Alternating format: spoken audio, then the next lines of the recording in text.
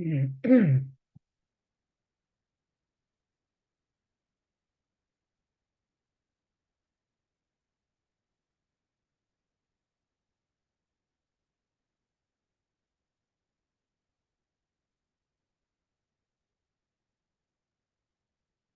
morning, everyone. I hope you're well. Hopefully you can see me. Do say hello if you can. I'm just going to check if I am live. There are some problems again trying to, oh, I am live. That's good. You've got a nice paused face from me at the start. Do say hello if you can see me. I'm going to be talking this morning about your well-being, how you're feeling. It's a big season, whether you like it or not. It's sort of in your face, isn't it? And I'm here to have a chat with you about it. So do say hello if you can see me. I know that I am live now, which is great. I'm Chrissa. I'm the founder of Sunshine Support. And I'm going to be here this morning just talking about your well-being. So I'm just going to see if I can get some of your comments up on the screen. You bear with me. So do let me know as well what you're thinking, what you're feeling at the moment about this time of year. Sometimes, well, I know there are plenty of us that absolutely love Christmas, excuse me. And there are plenty of us who absolutely detest it. And some of us who fluctuate between the two, or maybe we have a very different feeling about Christmas than our children do, which is actually something I experience with at least one of my children. So, oh, I have got some lovely comments. Good morning. Morning, Natasha. Let me know where you're from as well. It's good to know. Morning, Rachel. Morning, Kat. Kat says, so stressed. Kids changing their minds last minute on what they're asking Santa for. Oh, don't you just love it? Don't you just love it? I've got somebody from Sunshine Support saying hello to me. So I don't know who you are, but hello, Sunshine Support. So it's a very relaxed Facebook Live this morning. I'm not going to be bombarding you with loads of information you have to write down. This is literally an opportunity to create a bit of a thread that you can come back to with ideas of how to cope during this busy season.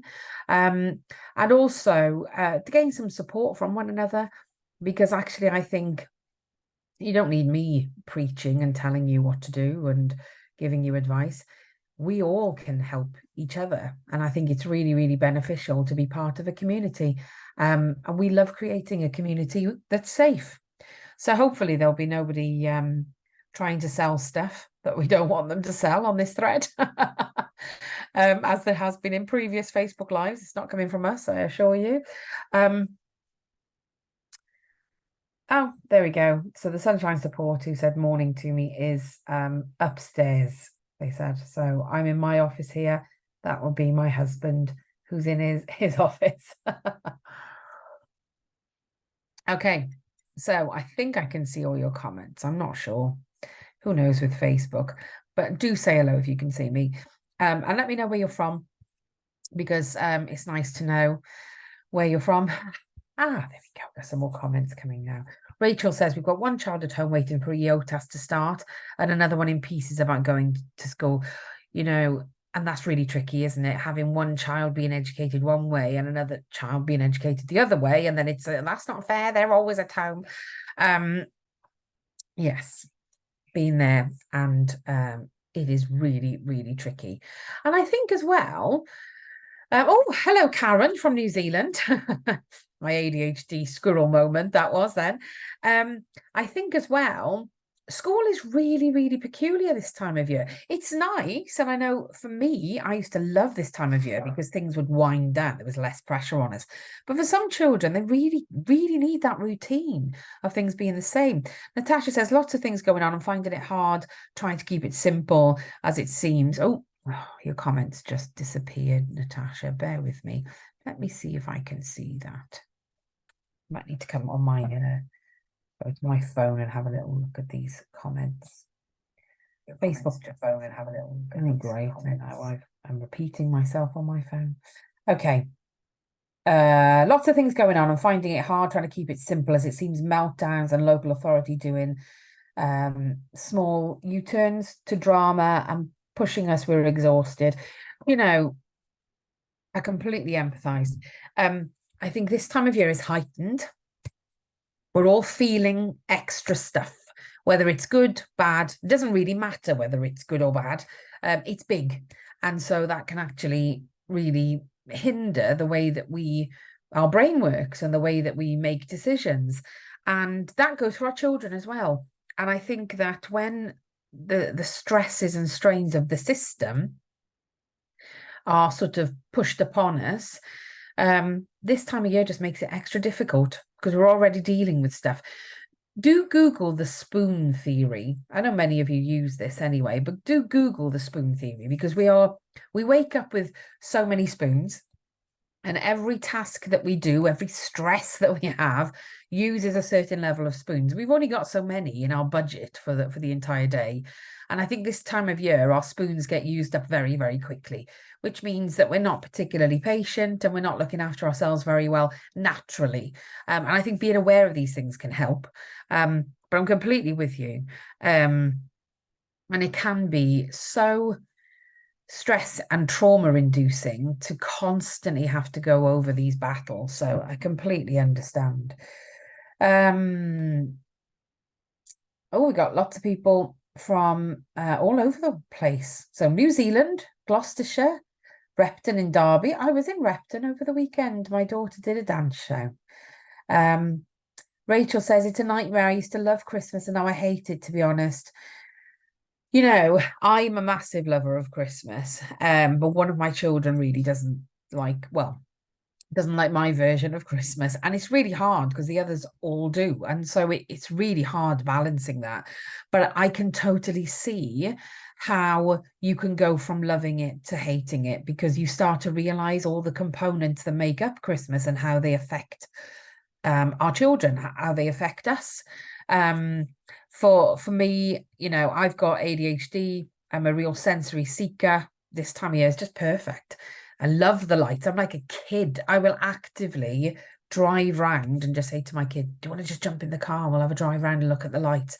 And I absolutely love it. Some of my kids love it. Some of them go, no, not cool, Mum. Not at all.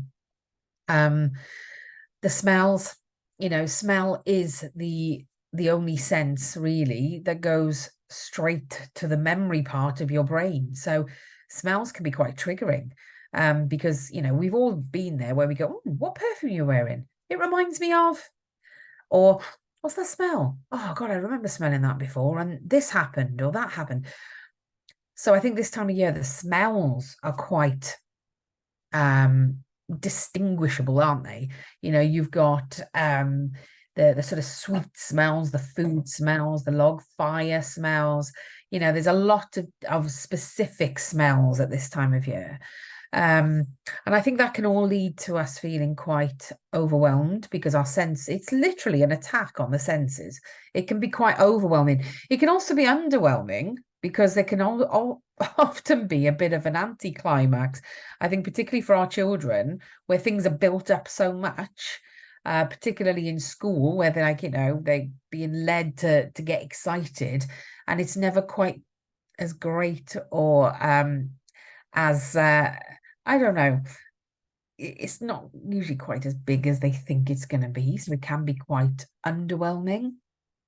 And like I said, it's just an assault on your senses, really, whether you love it or not. You know, I love it, but it's still an overwhelm. And I can sometimes say, right, I'm just going to have a little bit of time out. And understanding when you need that time out is really, really important. But it's a really tricky skill to develop, particularly for our children. So we have to teach it. And so this time of year then becomes a learning opportunity, which is also really, really difficult when you just want to chill out. But, you know, the tastes, the new foods, and one of my children, the one who actually hates Christmas, I remember one particular year, she actually found it vomiting inducing. She couldn't leave the house because she said, everywhere I go, it's there. And her favorite food was KFC. And so I said, well, let's just go there. Let's not go to a fancy restaurant. Let's go and have a KFC. And even the KFC had a festive menu. And she went grey. She looked like she was going to black out. She had to sit down. She had to then go to bed because she couldn't even sit and eat her food, which she absolutely loved, because she said, why can't there just be some Christmas free zones? And I think that's really important, having those Christmas free zones.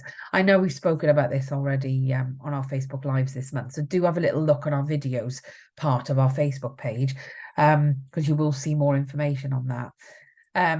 But also it disrupts our children's learning, doesn't it? Like I was talking to a teacher on the weekend who said, oh, I love the week before Christmas because we'll do loads of crafts and it's all about well-being.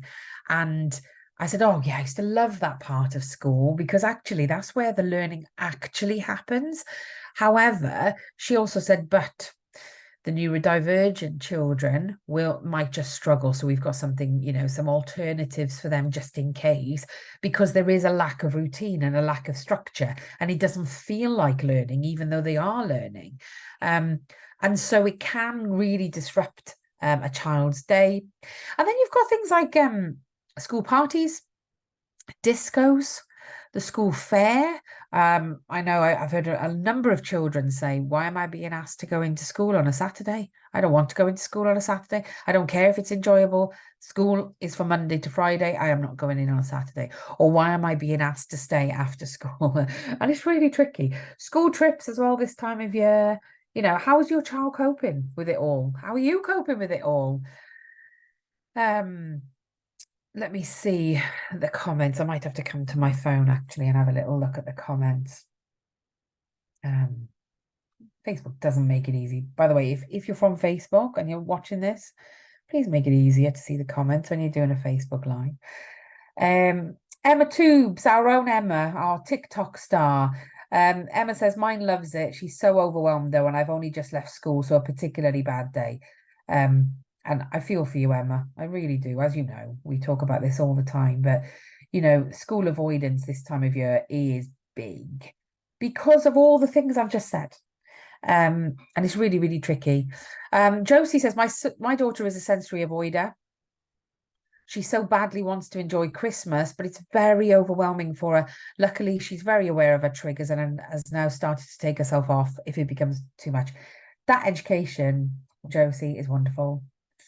It's taken me decades to work out, what overwhelm looks like, because we are led to believe that overwhelm is a negative experience, and so it only happens when things are bad or things are not enjoyable. But actually, you can still enjoy it, just find it really overwhelming. I'm quite a sociable person. I'm becoming less sociable as I'm getting older, and I'm keeping my circle smaller. But I was often known when I was younger as the life and soul of the party. But I would be severely depressed after any time that I had a big, party or social gathering, because I found it so overwhelming. Still enjoyed it, but I find it really, really overwhelming. And, remember, our kids are being expected to see people they haven't seen probably for a year or more. They're being expected to be sociable to people or with people that they don't normally need to be sociable with. And there is an overload as well of senses, because there will be those friends and family who don't get it, and they mean well, and they smother our children with love and attention and, why aren't you talking? Come and give me a kiss. Come and give me a hug. And it's really hard to navigate because, of course, us sort of modern parents, I guess, are all about consent and informing everybody, but it doesn't make it easy. It doesn't make it straightforward, being able to do these things. So Karen says, we have 6 weeks off school right now, navigating ADHD and what I believe is a PDA boy. Daunting. 6 weeks off, that is massive, isn't it? 6 weeks off. And ADHD, there are so many conversations happening now about ADHD and PDA. And I know there's lots of research. I'm not going to do a whole presentation on this.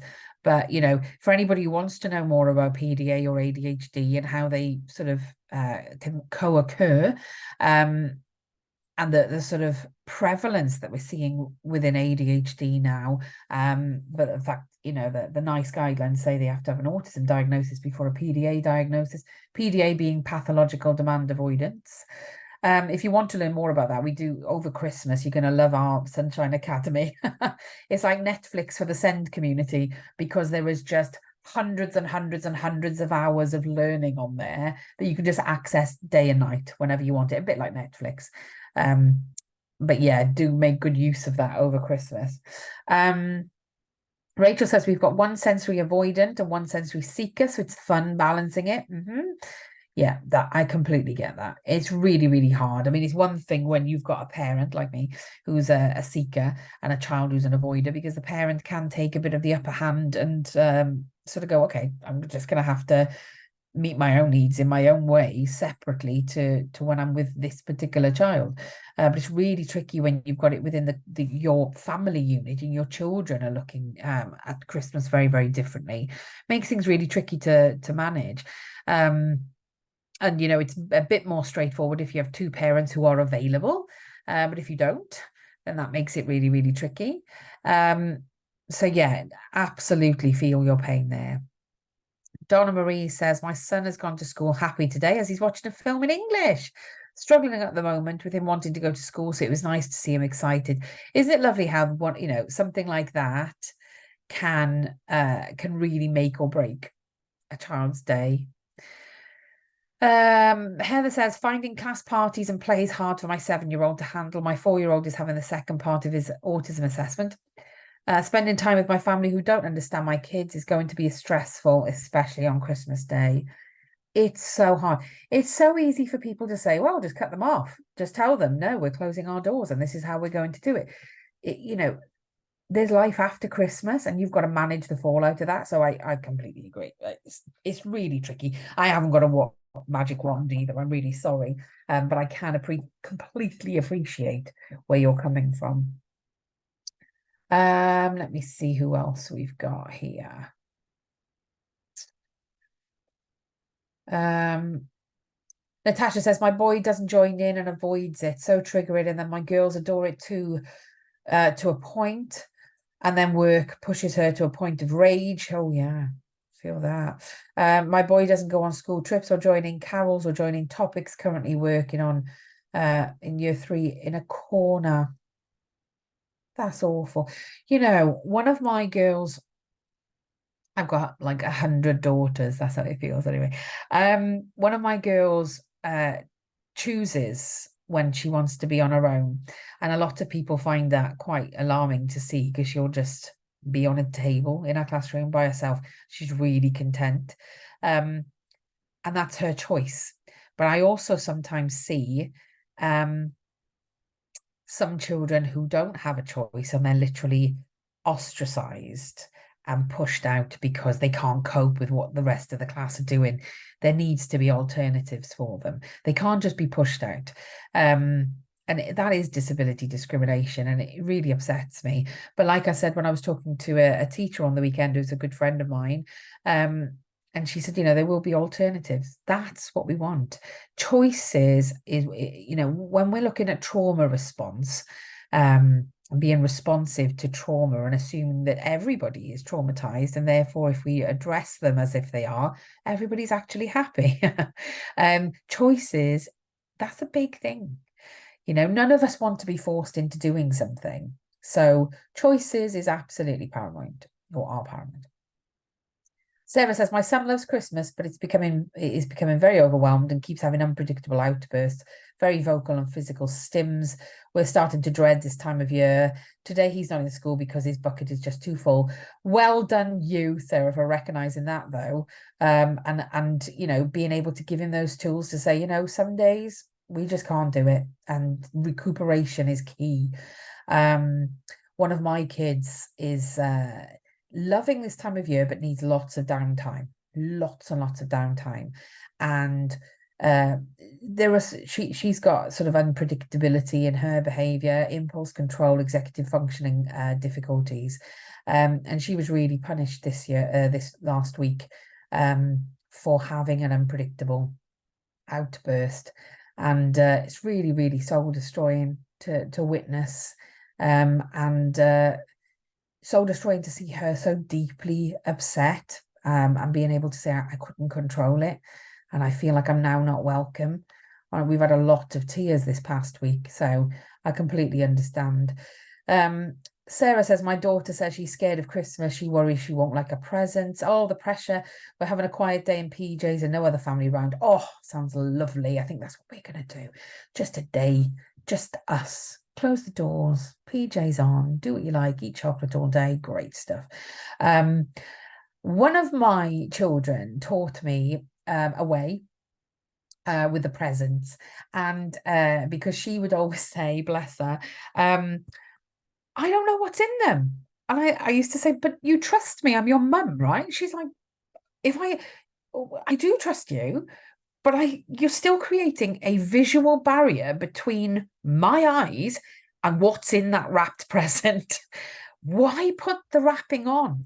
And then she put this whole sort of plan together, almost like a bit of a business plan, or a case together for why we shouldn't wrap Christmas presents. And she said, number one, it's a waste of paper.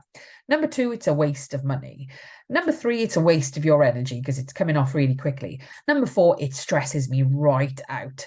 Can we please not do it? So we came up with an agreement because I wanted the sort of magic of it, but she didn't want me to wrap them. That's okay. And so she said, I know, why don't we put it all in one big sack, like a Santa sack? And then at least, you're sort of having to put your hands in, but you can also open it up and see what's in there. And another thing was that we opened them over a series of days, and we would open them on one particular day, and then she'd put them all back in. And then she was almost really chilled then because she knew what was in there. And then she opened them on Christmas Day as if it was like the first time she'd opened them, with less anxiety, less worry about what was in the bag. And it just worked so much better for her. She was so much happier. And okay, I didn't get to wrap the presents. I actually quite like wrapping presents. But who cares? She was really, really happy. So I think listening, your kids have probably got the answers. They just need to have the opportunity to share them.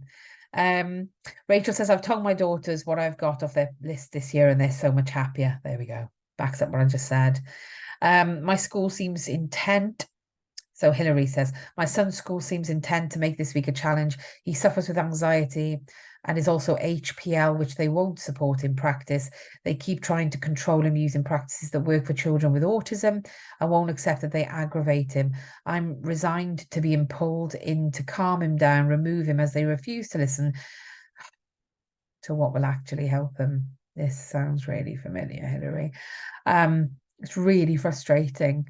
Have you got an EHCP in place? Because this would make it so much easier. If you're in this country, I'm assuming you're in England. You might not be in England. Comment, and hopefully I'll come to the comments.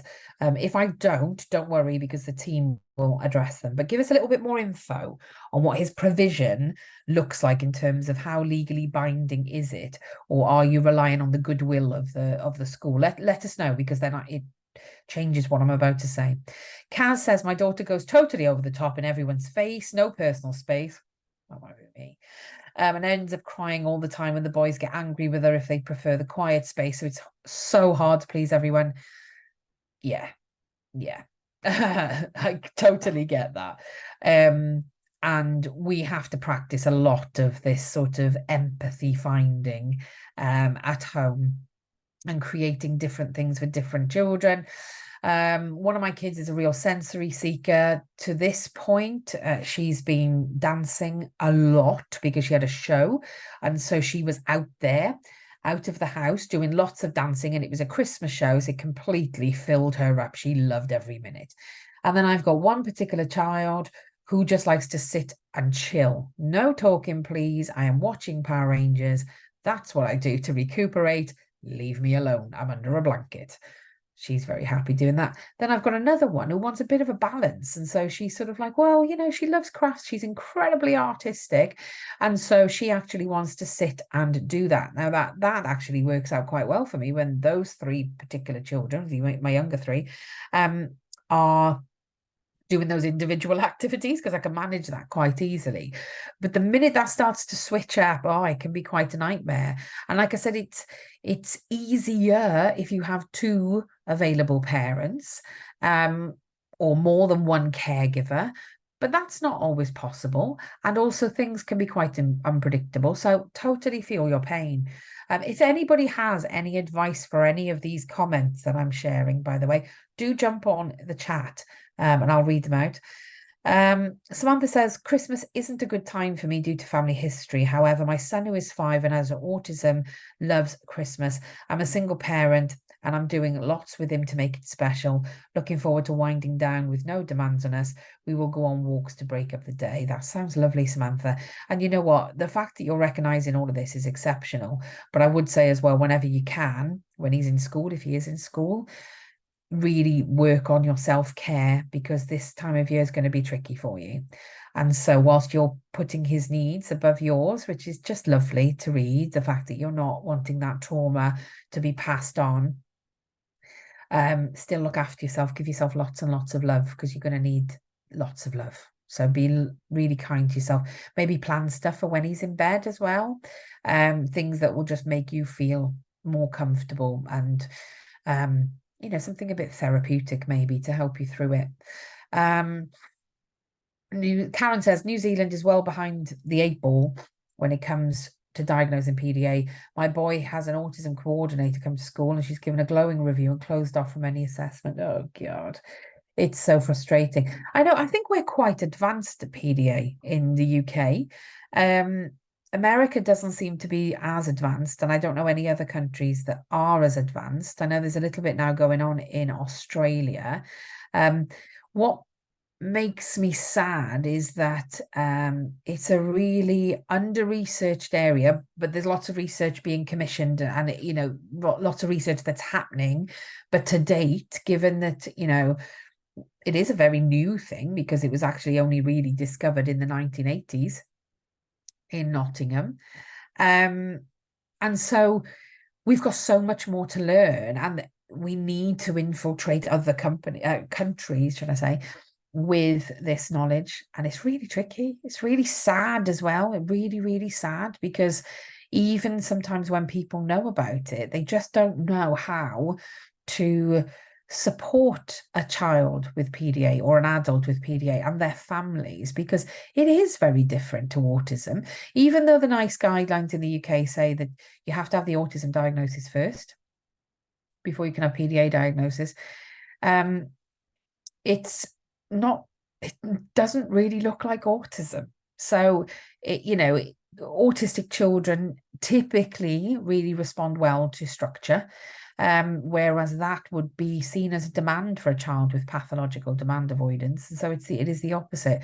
I could talk all night about, all day, should I say, about PDA.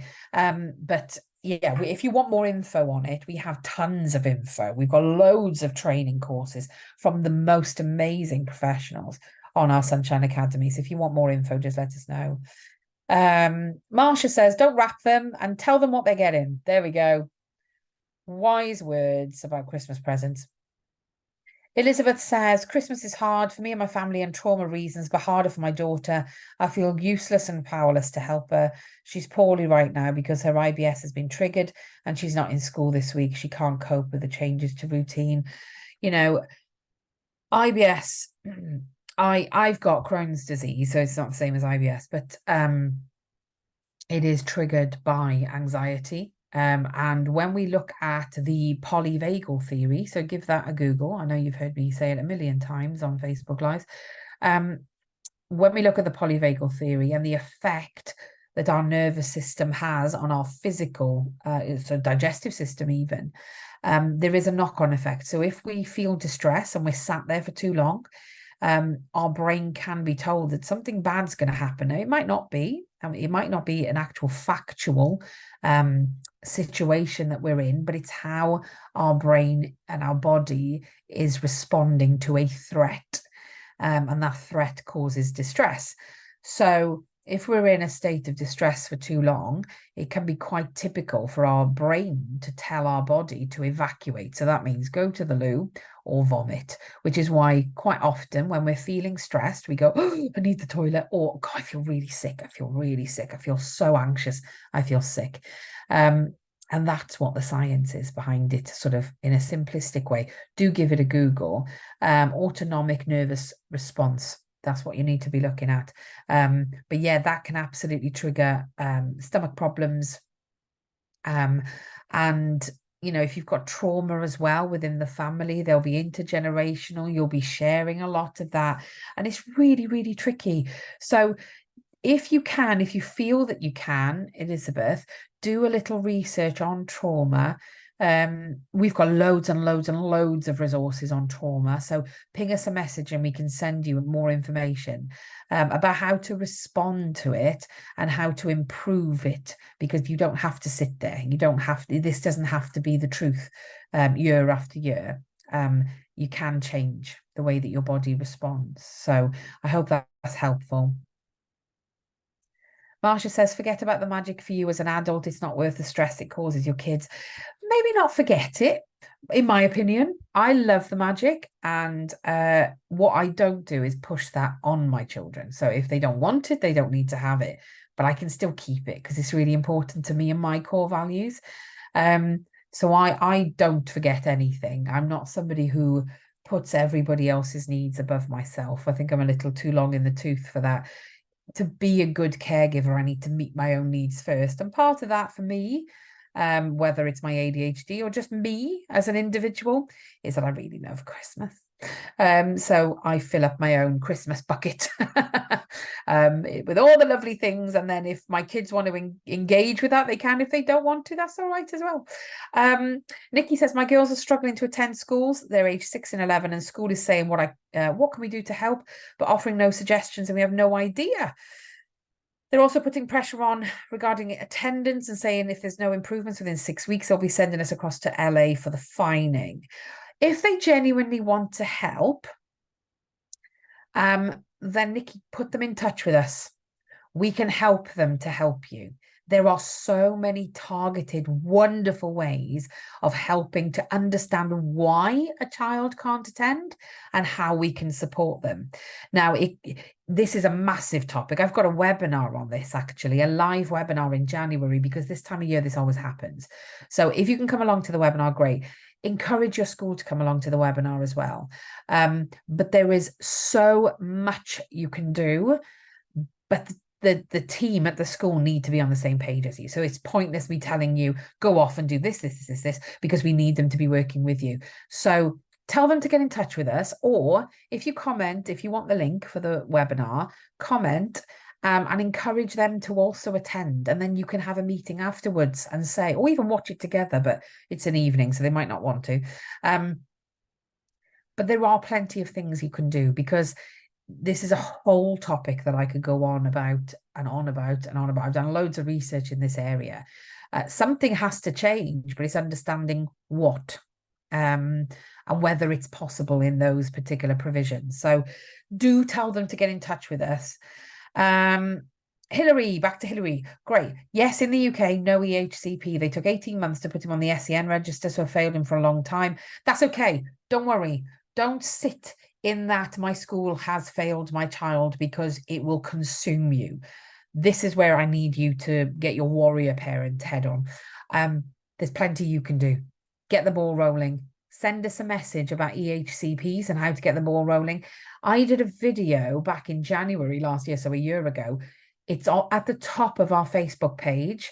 Watch it, and it tells you everything you need to know in order to get your child's needs met. All the laws, everything in there is identical to what it is now. There's no change. So give it a watch. Anybody who is struggling to get their child's needs met, have a look at that video at the top of our Facebook page, because it tells you everything you need to know. It's free to watch. It's available there. And get in touch if you need any help. an EHCP is going to be vital to get this provision done, because they're not legally bound to provide him with the provision that he needs, technically, until we have that legal document in place. So Hilary, get in touch. Let us help you. We can send you on your way, or watch that video if you prefer, and that will tell you what to do. There's lots of links in there, but get in touch. This is our bread and butter. This is what we do every single day. Elizabeth, we are battling the school regarding attendance, and they seem reluctant to file for an EHCP. So everything that I've just said. Come do the application with us if you want. We've got an EHCP request letter writing webinar workshop in person. So you come to us for the day. Our advocates will talk through everything you need to know. It's like a masterclass on EHCPs and how to apply. This is taking place in February, beginning of February. You come along, we provide lunch, we provide breakfast. It's a lovely, lovely space, nice and warm, nice and welcoming. And our advocates who have won awards for their work, they will give you a masterclass on how to write that EHCP request.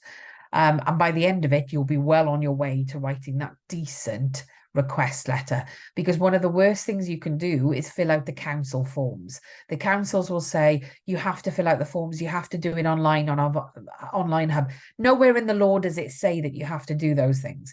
A letter just has to be, a formal request has to be made. So we help you in terms of how to write that. So come to us, come physically to us. We've got a lovely, very cheap hotel on the same road as our office. So if you are a little bit further away and you want to come and have a child-free night the night before, come. It's really lovely. Honestly, it's so nice. Karen would like more info on PDA. That's absolutely fine. We've got tons, Karen. If you sign up to the academy, you can just sit and learn for hours at your own pace. And it also has quizzes on there as well to test your knowledge. It's really cool, actually. I use it all the time. Sarah says, we do a visual Christmas wish list and take pictures and cut out pictures of everything they're getting. So there's no surprises, but they still get to unwrap them. That's a good idea. So they know what's in there. They know that it's not like something nasty. I was going to say what my daughter used to say, but that might trigger people. However, that's really lovely. I'm just going to read some more comments and have a little sip of my coffee. Samantha says, thank you. I'm focusing on my self-care before my son breaks up from school. Well done. Love that. I'm doing a bit of that this week. Jane says, my autistic 14-year-old son with heightened anxiety, selective mutism, he's been doing really well. I learned to big it up in its presence and it's working. I'm still using strategies, but my son seems happier and big and back to his funny, spirited self. I love that. You know, when the anxiety falls away and you get to see the true personality underneath. Oh, it's my favorite thing. Sarah says, I find it frustrating when my autistic hubby doesn't do much with the kids. When he's not working, he's usually asleep on the settee. I don't drive, so it's hard to get out and about without him. I have to do everything all the time. I've got 5 medical conditions and I'm exhausted, especially with the demands from my children, especially my autistic daughter who needs me a lot. It is really, really tricky. And I think I call it a neurospicy household. And I can absolutely see both sides, because this time of the year, all the time actually, is very, very overwhelming for neurodivergent folk. And it can result in fatigue naturally because we're overwhelmed. And it's hard, I think, to break through then, to have that conversation, to say, look, there's a reason why you're so fatigued. But we need to make a change because this isn't working for the family. It's not good for the dynamics of the family. And I need some help. But having that conversation is also really tricky. So if anybody's got any lived experience advice for Sarah, please do pop it on the thread. Because some of these scenarios are very, very specific. And if it's one that I've dealt with myself or maybe helped people with, then I will absolutely give advice. But I can see the frustration and also resentment, I guess, as well. Both sides of this one. And it's really, really hard to navigate. And I don't have a magic wand. I'm really sorry, Sarah, but I definitely hear you. It's really hard. Really, really hard. Natasha says, your Sunshine Academy has been really great knowledge. It's so helpful. I got a call in the new year, so hoping to get more information as decision made today for setting. Expect no U-turn. It's been go to top and cause Ofsted authority. And let me just see if I think this has been written quickly, or maybe I'm just reading it wrong. But I'm glad that you're finding the academy really useful, and that you've got a call booked in January. We do try and fast track the academy members' calls because we know that they've read everything and they still have questions, and they've probably watched everything and they've still got questions. And so we fast track those calls. So academy members do get quicker calls. Alex says, we're trying to see if a EHCP, which was only issued in October, will work. Let me see. She hasn't managed 4 days. She's struggling with Christmas overload, so is exhausted with all the sensory, and seems like it's the worst time to test it. Yeah, I can completely appreciate that. I am prioritizing her mental well-being, keeping her off when I can see she's in burnout, which GP supports. That's good. Any ideas how school can also support? The head says she needs to attend full-time to test the EHCP before Christmas to see if they can meet need. No, there's nothing in law to say that. At the end of the day, what should have been done with the EHCP is a recovery provision. So what we tend to see is if we've got a child who's in burnout, and they are feeling quite overwhelmed, traumatized by whatever's happened before the EHCP was put in place, what we would like to see is some sort of stepping stones towards the end goal. So if the end goal is attending a specific setting full time, then how are we getting them there? Because just knowing that that's available is not going to help them at that point. They need to be therapized almost to that point.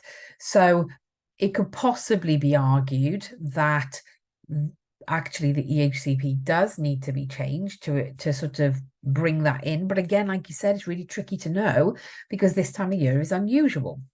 It'd probably be quite good for you to speak to one of our teachers here. We've got quite a few teachers who work within our team. Who wrote this comment? Alex. We've got 3 teachers, all exceptional specialist teachers, all have taught in very different provisions, with different types of children. So between them, they should have some really good answers for you, but also they know the law, they're qualified in the law. So if you need any help, just give us a shout and we can have a chat. We also have, in January, for those of you who are on the academy, we have got the Kelly Jarvis, our amazing Kelly Jarvis.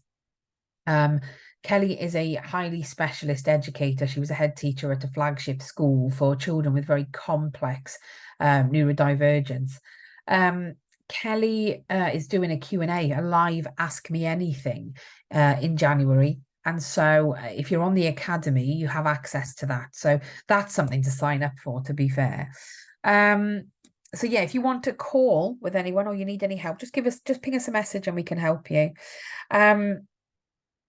Elizabeth says, sadly, coming in person is an option for me. It's complicated with family dynamics. Completely understand that. So what we can do, we have got an online EHCP course, Elizabeth. We've got an EOTAS course that's all online. We've got school avoidance, all sorts of stuff. On our Sunshine Academy, we've got all the courses that we've done. So it might be worthwhile you signing up to that, even if it's just for a month, watching everything that you need to watch over Christmas and then cancelling your subscription. There's no minimum subscription on the Academy. So please do make good use of those resources. Honestly, there are hundreds and hundreds and hundreds of hours of learning on there. Okay, so I think I've covered quite a bit today. I think one of the things I'd like to leave you with is understanding about that oxygen mask approach, in the fact that, you need to look after yourself before you can look after your children. You need to be able to practice good self-care. Number one, it keeps us regulated and helps us to stay calm and keep our brain functioning with good decision making and everything else, even when our children perhaps aren't in that frame of mind. But also, it's really good to show our children I often say to my kids, no, I'm not doing that now because I'm practicing some self-care because I know tomorrow is going to be really tricky. And then they really respect that because it's something we've always done. Um, and so it works really well. And then I hear them say the same thing to me. So one of my girls, like I've just mentioned, dances a lot. And so she needs to be taken here, there, and everywhere. And I said to one of my girls who gets very dysregulated very quickly, probably less quickly these days, but I said to her, I'm just going to take this one to dance. Do you want to come with me? And she said, nope, not today because I'm looking after my self-care. I was like, that's great. And she has the opportunity to stay at home with dad. So she said, well, I'm just going to do what I need to do. And that's watch Power Rangers and chill out for a bit and be away from people. I don't want to people today.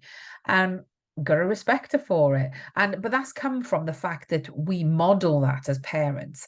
So we will say, we will protect those self-care times. And it's something we've done for a long, long time. So it does take a little while to embed it, particularly if you come into this sort of approach later on. But it's having that respect within the household that no one's needs are greater or more important, should I say, than anybody else's. And we all look after each other. And it works really well. And it sounds very hippie, doesn't it? And it sounds like I've just got something nailed. It's never, ever perfect. But it is something we all practice and we work on daily. So make sure you put your own oxygen mask on before you put your child's on. Look at something called the low arousal approach. It's really, really important that we're looking after ourselves. And this is all about how us as caregivers need how we approach stressful situations with anyone, whether it's our children or someone else. If we're not regulated ourselves and we're not looking after ourselves, then we can't be expected to be regulated in a stressful situation or help somebody else who's dysregulated. So do have a look at the low arousal approach and have a look at also all the other bits and bobs that I've put in today's Facebook Live. I really hope it's useful. If you need any links for anything, just let us know. Just pop specifics though in the comments. Just say I need the link for XYZ, and we'll send it. Or just in case we do miss your comments, because sometimes there are hundreds of comments on these videos and Facebook doesn't show them all to us. So if we miss your comment, please just ping us a message and we'll absolutely help you. But have a lovely Christmas. If you need us, get in touch. We're here. Snippets over the Christmas break, which you'll see we've posted the information on. So be patient with us as we will be having a little break. But have a lovely time. Do what's best for you and your family. If you need us, give us a shout. But we're here until Friday. Okay. So if you need us before Friday, definitely give us a shout. Have a lovely time, everyone. Look after yourselves. Bye.